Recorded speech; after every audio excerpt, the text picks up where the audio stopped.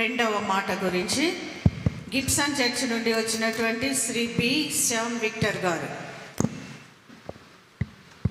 Gibson చర్చ్కి నుండి వచ్చినటువంటి సభ్యులందరికీ కూడా మేము ప్రత్యేకమైన ఆహ్వానాన్ని పలుకుతున్నాం. నాకు ఈ అవకాశం ఇచ్చిన దేవదేవునికి, కార్యక్రమ అధ్యక్షురాలు శ్రీమతి ఎలిజబెత్ భాస్కర్ గారికి, మా సంఘ యూత్ డైరెక్టర్స్ గారు శ్రీమతి వినిలా డానియల్ గారికి, నాతో కాంటాక్ట్లో ఉన్న శ్రీ బి వినయ్ గారికి, పాల్గొన్న మీ అందరికీ, నాతో పాటు వాక్యం చెప్తున్న అందరికీ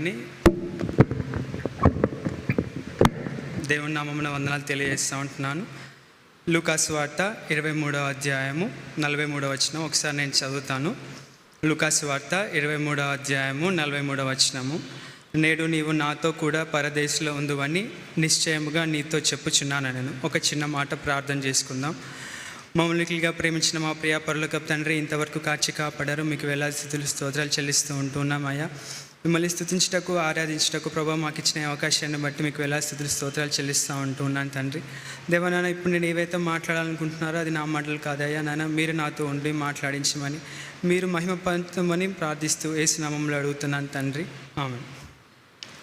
సాధారణంగా మనం ఇక్కడ చూసినట్లయితే ఇందాక మనకి బ్రదర్ కే యోచిత్ గారు మాట్లాడినారు కదా. సో 7 మాటల యొక్క ప్రాముఖ్యత గురించి మాట్లాడుతూ మొదటి మాట మాట్లాడినాడు. సో ఇక్కడ జరుగుతున్న సందర్భాన్ని మనం చూసినట్లయితే యేసు ప్రభు ఉన్నాడు, ఆయనతో పాటు ఒక ఇద్దరు గజ దొంగలు లేదా ఇద్దరు దొంగలు ఆయనతో పాటు సిలువ వేయబడి ఉన్నారు. ఆయనతో పాటు సిలువ వేయబడి ఉన్నప్పుడు జరిగిన సందర్భాలను బట్టి ఇక్కడ ఈయన రెండో మాట మాట్లాడినట్లుగా మనం చూస్తాం. ఇక్కడ చూసినట్లయితే మనము ముందు వచనాల్లో నుంచి మనం చూసినట్లయితే లూకాసు వార్త 23వ అధ్యాయము 35వ వచనం నుంచి మనం చూసినట్లయితే ఈ రెండవ మాట యొక్క ప్రిఫిక్స్ మనము స్టార్టింగ్ పాయింట్ నుంచి మనము ఒకసారి చదవడానికి ప్రయత్నిస్తాము. 35వ వచనంలో చూసినట్లయితే ప్రజలు నిలవబడి చూచుచుండిరి. అధికారులను వీడు ఇతరులను రక్షించెను, వీడు దేవుడు ఏర్పరచుకున్న క్రీస్తు అయిన ఎడల తన్ను తాను రక్షించుకొనునని అపహసించిరి. అంతటా సైనికులు ఆయన యుద్ధకు వచ్చి ఆయనకు చిరకనిచ్చి, నీవు యూదుల రాజువైతే నిన్ను నీవే రక్షించుకొనుమని ఆయనను అపహసించిరి. ఇతడు యూదుల రాజు అని పై విలాసము ఆయనకు పైగా వ్రాయబడి ఉండెను. ఇక్కడ చూసినట్లయితే అక్కడ ఆయనను నిందించిన వాళ్ళలో అక్కడికి వచ్చిన ప్రజలు, నెక్స్ట్ వచ్చేసి అక్కడ ఉన్న రోమన్స్ కూడా ఆయనను నిందించినట్లుగా, హింసించినట్లుగా మనం చూస్తాము. మార్కు భక్తుడు ఇంకా క్లియర్గా మనం ఆయనను ఎలా ఇబ్బంది పెట్టి ఉన్నారనేది మార్కు భక్తుడు ఇంకా క్లియర్గా రాస్తాడు. మార్కు సువార్త 15వ అధ్యాయము 29వ వచనం నుంచి 32వ వచనం వరకు మనం చూసినట్లయితే, మార్కు సువార్త 15వ అధ్యాయము 29వ వచనం నుంచి చూసినట్లయితే, అప్పుడు ఆ మార్గంన వెళ్ళొచ్చిన వారు తమ తలలులుచు, ఆహా, దేవాలయమును పడగొట్టి 3 దినములలో కట్టువాడా, సిలువ మీద నుండి దిగి నిన్ను నీవే రక్షించుకోనుమని చెప్పి ఆయనను దూషించిరి. అట్లు శాస్త్రులను ప్రధాన యాజకులను అపహాస్యము చేయొచ్చు, వీడితరులను రక్షించెను, తన్ను తాను రక్షించుకొనలేడు. ఇశ్రాయేలు రాజగు క్రీస్తు ఇప్పుడు సిలువ మీద నుండి దిగి రావచ్చును, అప్పుడు మనము చూచి నమ్ముదామని ఒకరితో ఒకరు చెప్పుకొనిరి. ఆయనతో కూడా సిలువ వేయబడిన వారును ఆయనను నిందించిరి. ఆయనతో కూడా సిలువ వేయబడిన వారు, సో ఇద్దరు ఆయనను నిందించిరి.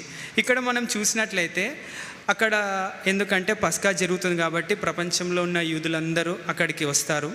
వాళ్ళు పస్కా కంప్లీట్ చేసుకొని వాళ్ళు వెళ్ళిపోతూ ఉంటున్నారు. సో వారు వెళ్ళిపోతూ ఉంటున్నప్పుడు దూరం నుంచి ఒక 3 సిలువ వేయబడిన వారు ఉంటున్నారు. సాధారణంగా సిలువ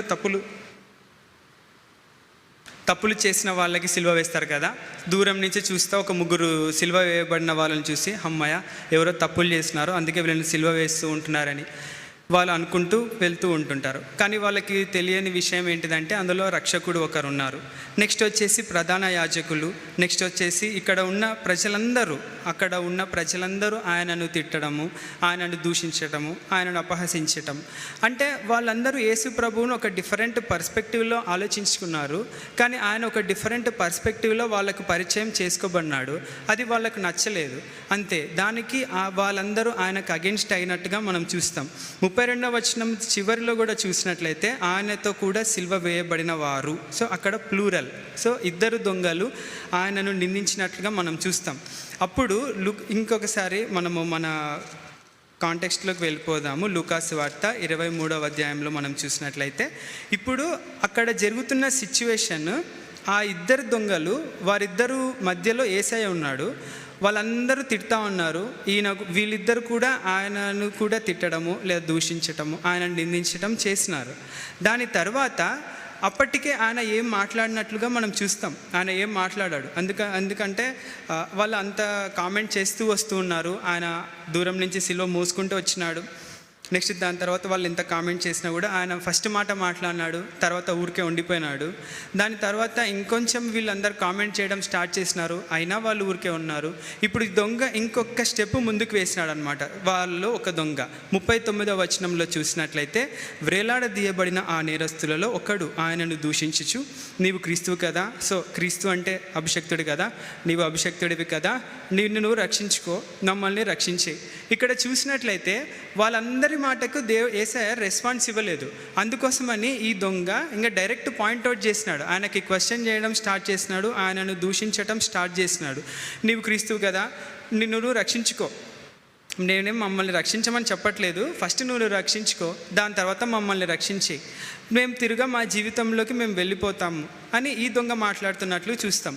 బట్ ఇంకొక దొంగ అదే సిచ్యువేషన్ని, అక్కడున్న వాళ్ళందరూ ఆయనను తిడతారు, ఆయనను దూషిస్తారు, ఆయనను నిందిస్తారు.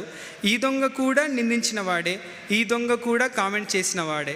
బట్ ఈ దొంగలో ఉన్న ఒక డిఫరెంట్ పర్స్పెక్టివ్ గురించి మనం చూసినట్లయితే, ఆ దొంగ ఆ సిచ్యువేషన్ని బట్టి ఆ దొంగ యొక్క మనసు మారుతుంది. అందుకోసమే 40వ వచనంలో చూసినట్లయితే ఆ రెండవ వాడు వాడిని గద్దిస్తాడు. ఇక్కడ చూసినట్లయితే ఈ దొంగ కూడా తిట్టినవాడే, ఈ దొంగ కూడా కామెంట్ చేసిన వాడే. బట్ ఈ దొంగలో వచ్చిన మార్పు ఆ దొంగని గద్దించడం స్టార్ట్ చేస్తాడు. నీవు అదే శిక్షా విధిలో ఉన్నావు, దేవునికి భయపడవా? ఈయన దేవుడని సంపూర్తిగా తెలుసుకున్నాడు. మనకైతే న్యాయమే, ఎస్ మనం తప్పులు చేసినాం కాబట్టి మన ఇద్దరికి శిక్ష పడింది. నెక్స్ట్ మనం చేసిన వాటికి తగిన ఫలము పొందుచున్నాం. ఎస్ మనం చేసిన తప్పులకు దొంగతనాలకు మనకు సిల్వ శిక్ష వేయబడింది. కానీ ఈయన ఏ తప్పిదమును చేయలేదు అని చెప్పినాడు. ఇక్కడ చూసినట్లయితే ఒక చిన్న ఇల్లుస్ట్రేషన్లోకి మనం వెళ్దాము. ఆదికాండము 28వ అధ్యాయం 12వ వచనంలో చూసినట్లయితే యాకోబు ఒక కలగంటాడు కదా. ఆదికాండం 28వ అధ్యాయం 12వ వచనము చూసినట్లయితే యాకోబు ఒక కలగంటాడు. ఆ కళలో ఒక నిచ్చెన భూమికి ఆకాశానికి కనెక్ట్ అయి ఉంటుంది. దేవదూతలు అక్కడ ఎక్కుతూ దిగుతూ ఉన్నట్లుగా మనం చూస్తాం. సో ఇప్పుడు యోహాను సువార్త 1వ అధ్యాయము 51వ వచనంలో మనం చూసినట్లయితే, యోహాను సువార్త 1వ అధ్యాయము 51వ వచనము, మరియు ఆయన మీరు ఆకాశము తెరవబడుటయు దేవుని దూతలు మనుష్య కుమారునికి పైగా ఎక్కుటయు దిగుటయు చూతురని మీతో నిశ్చయంగా చెప్పుచున్నాను. సో మనుష్య కుమారుడు అంటే ఎవరంటే మన యేసయ్య అనమాట. సో ఆ నిచ్చెన యేసయ్య. ఇక్కడ జరుగుతున్న సిచ్యువేషన్ మనము సింపుల్గా అనలైసిస్ చేసుకుంటే, ఒక ముగ్గురు ఉన్నారు. ఆకాశం ఇక్కడ ఉంది, భూమికి ఇక్కడ ఉంది. ఆ భూమికి ఆకాశానికి మధ్యలో సిలువ ఉంది. అంటే కొంచెం మరీ సగంలో అయితే ఉండదు, బట్ భూమికి అయితే వాళ్ళు టచ్ చేయలేరు. అక్కడ చూసినట్లయితే అక్కడ ఒక ల్యాడర్ లాగా అక్కడ ఆ సిచ్యువేషన్ని మనం గమనించుకున్నట్లయితే, ఆ ల్యాడర్ని పట్టుకొని ఒక దొంగ ఏమో కిందికి రావాలని అనుకుంటున్నాడు. అందుకోసమే నేను రక్షించుకో, మమ్మల్ని రక్షించు అంటున్నాడు.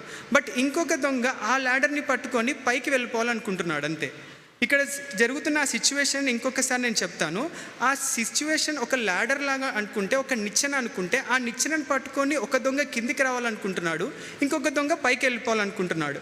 సాధారణంగా మీరు సివిల్ ఇంజనీరింగ్ బిల్డింగ్స్లోకి మనం ఎప్పుడైనా వెళ్తున్నప్పుడు, లేదా ఇక్కడైనా చర్చ్లో పైన వర్క్ జరుగుతుంటున్నప్పుడు నిచ్చెన వేస్తారు కదా. నిచ్చెన వేసేటప్పుడు ఎక్కేటప్పుడు మనం చాలా కాన్ఫిడెంట్గా ఎక్కేస్తాం. చాలామందిని నేను చూసినంత వరకు చాలా కాన్ఫిడెంట్గా కింద ఒకరు సపోర్ట్ పెట్టుకుంటారు, లేదంటే ఒక రాయి అన్న అడ్డం పెట్టేసుకొని కాన్ఫిడెంట్గా ఎక్కేస్తారు.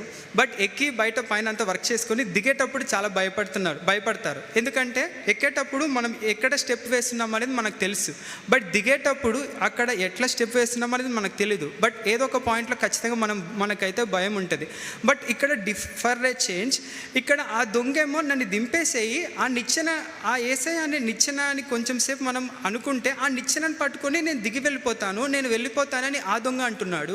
ఇంకొక దొంగ ఏమో ఈయన ఏం తప్పిదము చేయలేదు, మనం చేసిన దానికి శిక్ష మనకి కరెక్టే అని చెప్తూ ఈ దొంగ ఈ నిచ్చెనను పట్టుకొని పైకి వెళ్ళిపోవాలని ఈ దొంగ యొక్క ఆలోచన మనం చూస్తాం. ఇక్కడ చూసినట్లయితే 42వ వచనంలో చూసినట్లయితే, ఆయనను చూచి యేసు నీవు నీ రాజ్యంలోనికి వచ్చినప్పుడు నన్ను జ్ఞాపకం చేసుకున్నామన్నాడు. Simple thing. అక్కడ జరుగుతున్న సిచ్యువేషన్, ఆ దొంగ ఎంత పెద్ద దొంగ అయినప్పటికీ ఆ దొంగ తప్పు తెలుసుకున్నాడు అంతే. ఆ తప్పు తెలుసుకున్న దొంగ సింపుల్గా ఒక మాట అనేసినాడు. ఆయన ప్రార్థన చేసింది లేదు, లేదా అది ఇది ఏం చెప్పలేదు. అక్కడ ఆ దొంగ చేసింది తప్పు, అక్కడ ఉన్న జనులు చేసింది తప్పు, ఆయనను నిందిస్తున్నారు, ఆయనను దూషిస్తున్నారు అని తెలుసుకున్న దొంగ ఆ రెండో వాడిని గద్దించినాడు. సచ్ దట్ ఆ రెండో వాడిని కూడా గుర్తు చేసినాడు, ఇది తప్పు, నువ్వు చేస్తుంది తప్పు అని చెప్పిన ఈ దొంగ 42వ వచనంలో చూసినట్లయితే, యేసు రక్షక నీవు నీ రాజ్యంలోనికి వచ్చినప్పుడు నన్ను జ్ఞాపకం చేసుకోమని. Simple thing. నువ్వు నీ రాజ్యంలోకి వెళ్ళిపోతావు, లేదా నీ రాజ్యంతోటికి వస్తావు. ఫుట్ నోట్లో చూసినట్లయితే నీ రాజ్యముతో అని ఉంటుంది, అక్కడ నీ రాజ్యముల్లో అని పైన ఉంటుంది. సో అక్కడ చూసినట్లయితే నీ రాజ్యంలో నన్ను జ్ఞాపకం చేసుకో. సో మేబీ ఆ దొంగ ఏమనుకున్నాడో, పరలోకం అంటే ఎంత వింత అని అనుకున్నాడేమో తెలీదు. నీ రాజ్యంలో ఒకసారి నన్ను జ్ఞాపకం చేసుకో, ఏదో ఒక చోట ఒక ప్లేస్ ఉంటుంది కదా, చైర్లు ఉంటే కూర్చోబెట్టు అని అనుకున్నాడేమో. అందుకోసమనే నీ రాజ్యంలో నన్ను జ్ఞాపకం చేసుకో అని అన్నప్పుడు 43వ వచనంలో వచ్చినట్లయితే సింపుల్, ఒకటే వన్ వర్డ్, నేడు నీవు నాతో కూడా పరదేశంలో ఉండు. ఈ దొంగ అడిగింది ఎప్పుడో నీ రాజ్యంలో వచ్చినప్పుడు, లేదా ఆ రాజ్యంలో అనేది పక్కన పెట్టేస్తే రాజ్యముతో వచ్చినప్పుడు నన్ను జ్ఞాపకం చేసుకో అని అన్నప్పుడు దేవుడు ఈ క్షణమే, ఇప్పుడే, నిశ్చయంగా, సర్టైన్లీ నీవు నాతో కూడా పరదేశంలో ఉంటావు. ఇక్కడ చూసినట్లయితే ఆ ఇద్దరు దొంగల గురించి మనం తెలుసుకుంటున్నప్పుడు నాకు ఇంకొక 2 నిమిషాలు నేను చెప్పి నేను క్లోజ్ చేసేస్తాను. ఈ ఒక దొంగ ఏమో ఆ నిచ్చెనను పట్టుకొని కిందికి రావాలనుకున్నాడు, ఇంకొక దొంగ ఆ నిచ్చెనను పట్టుకొని పైకి వెళ్ళిపోవాలనుకున్నాడు. పైకి వెళ్ళిపోవాలి అని అనుకున్న దొంగ ఆ ఇంకొక దొంగని గదించి దాని తర్వాత తన తప్పును తెలుసుకొని అక్కడ ఉన్న ప్రజలందరూ ఆయనను తిట్టుకుంటూ వెళ్ళిపోతూ ఉంటున్నారు. పస్కా అయిపోయింది, వెళ్ళిపోతూ ఉన్నారు. అక్కడున్న యూదులు ఆయనను కామెంట్ చేస్తూ ఉన్నారు, అక్కడున్న రోమన్స్ ఆయనను కామెంట్ చేస్తూ ఉన్నారు, తిడుతూ ఉన్నారు. అక్కడున్న ప్రధాన యాజకులు అదే పని చేస్తూ ఉంటున్నారు, శాస్త్రులు అదే పని చేస్తూ ఉంటున్నారు. అయినప్పటికీ ఆ దొంగ అతనిలో అందరిలో అందరూ ఒక విధంగా ఆలోచిస్తూ ఉంటే వాళ్ళందరికంటే డిఫరెంట్గా ఆ దొంగ యొక్క ఆలోచనను మనం చూస్తాం. ఈ దొంగ ఇలా ఆలోచన చేయబట్టి ఆయన తన తప్పును తెలుసుకున్న తర్వాత, నీ రాజ్యంలో వచ్చినప్పుడు నన్ను జ్ఞాపకం చేసుకో, నీ రాజ్యం ఎప్పుడో ఒకసారి వస్తుంది కదా, మేబీ అనుకుని ఉండొచ్చేమో. బట్ దేవుడు అంత టైం కూడా లేకుండా, నేడు నీవు నాతో కూడా పరదేశంలో ఉందువని నీతో చెప్పుచున్నాను అని దేవుడు చెప్తాడనమాట. ఇక్కడ చూసినట్లయితే ఒక దొంగ దేవుణ్ణి తెలుసుకున్నాడు, ఇంకొక దొంగ దేవుని తెలుసుకున్నాడు, అయినప్పటికీ తన పాప రోత జీవితంలోకి వెళ్ళిపోవాలనే అనుకున్నాడు ఈ దొంగ. అందుకోసమే నేను కిందకి వెళ్ళిపోతాను, ఫస్ట్ నువ్వు దిగిపో, తర్వాత ఫస్ట్ నువ్వు రక్షించుకో, తర్వాత మమ్మల్ని రక్షించు, ఫస్ట్ నువ్వు దిగిపో, తర్వాత మమ్మల్ని దింపేసేయి, మా దారిన మేము వెళ్ళిపోతామని అనుకున్నాడు. బట్ ఈ దొంగ దిగడానికి ఇష్టపడలేదు. బట్ ఫర్ ఏ చేంజ్ ఆయన ఎక్కి పరలోకానికి వెళ్ళిపోవాలని ఇష్టపడినాడు. అందుకోసమే ఆ దొంగ అంత కాన్ఫిడెంట్గా ముందుకు వెళ్ళినాడు. అయినప్పటికీ ఆ సిచ్యువేషన్ జరిగిన తర్వాత కొన్ని మాటలు మాట్లాడిన తర్వాత ఇంచుమించు 3 గంటలకి యేసయ్య చనిపోయినట్లుగా మనము చూస్తూ ఉంటాము. యేసయ్య చనిపోయినప్పుడు మరుసటి రోజు విశ్రాంతి దినం కాబట్టి, శిలువ మీద ఎవరు ఉండకూడదు కాబట్టి వాళ్ళ కాళ్ళు నరికేస్తారు కదా. అది మనం చిన్న ఉన్నప్పటి నుంచి అవే వింటూ ఉంటాం కదా. సో వాళ్ళ కాళ్ళు నరికేస్తూ ఉంటారు. మామూలుగా సివిల్ ఇంజనీరింగ్ లేదా మెకానికల్ ఇంజనీరింగ్ స్టూడెంట్స్కి నేను చెప్పేది కాస్త అర్థమవుతుంది. స్ట్రెంత్ ఆఫ్ మెటీరియల్స్ అని ఒక సబ్జెక్ట్ ఉంటుంది. దాంట్లో ఒక బీమ్ని తీసుకొని దాంట్లో అనలైజ్ చేస్తూ ఉంటారనమాట. అనలైజ్ చేసి దాని forces, bending moments, deflections calculate చేస్తూ ఉంటారు. మామూలుగా మనకి వెనకాల స్ట్రక్చర్ ఉంది కదా, అది సాఫ్ట్వేర్లో డిజైన్ చేస్తారు. సో డిజైన్ చేసినప్పుడు ఆ లోడ్, ఆ క్యాల్కులేషన్ తీసుకొని ఆ డిఫ్లెక్షన్ బేస్ చేసుకొని దాన్ని డిజైన్ పారామీటర్స్ చేంజ్ చేసుకుంటూ వెళ్తూ ఉంటారనమాట. అయితే ఇక్కడ ఈ దొంగ కాలు కట్ చేసినప్పుడు ఇలా ఉంటారు కదా, ఆ డిఫ్లెక్షన్ అనేది, పర్మనెంట్ డిఫ్లెక్షన్ అనేది కిందికి వెళ్ళిపోతుంది, ఆ డిఫార్మేషన్ అవుతుంది. ఎందుకంటే కింద కాళ్ళకి ఇక్కడ చెక్కబెట్టి పైన కాళ్ళు పెట్టి మేకులు కొట్టేసి ఉంటారు కదా. బట్ కాళ్ళు వన్స్ నరికేసేసరికి ఆ 4 to 6 minutes వాళ్ళు బ్రతుకుతారు. ఆ కష్టాన్ని ఆ దొంగ భరించడానికి ఇష్టపడినాడు. ఆ రెండవ దొంగ ఈ కష్టాన్ని భరించడానికి ఇష్టపడినాడు. ఎందుకంటే దాని తర్వాత ఆయనకు పరలోకం ఉంది కదా అనే సంతోషంలో ఈ కొంత కష్టాన్ని ఆయన భరించడానికి ఇష్టపడినాడు. బట్ మొదటి దొంగ వచ్చేసరికి, అమ్మో ఇంత కష్టం నేను భరించలేను అనే ఆ ధైర్యంతో, ఆ అధైర్యంతో, ఆ బాధతోటి నన్ను దింపేసే, నేను వెళ్ళిపోతా అని అన్నట్లుగా మనం చూస్తాం.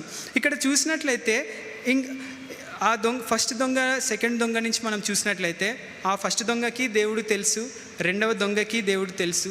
ఫస్ట్ దొంగ ఏమో లోకంలో పడిపోవాలని అనుకున్నాడు, రెండవ దొంగ ఏమో దేవుని దగ్గరికి వెళ్ళిపోవాలనుకున్నాడు.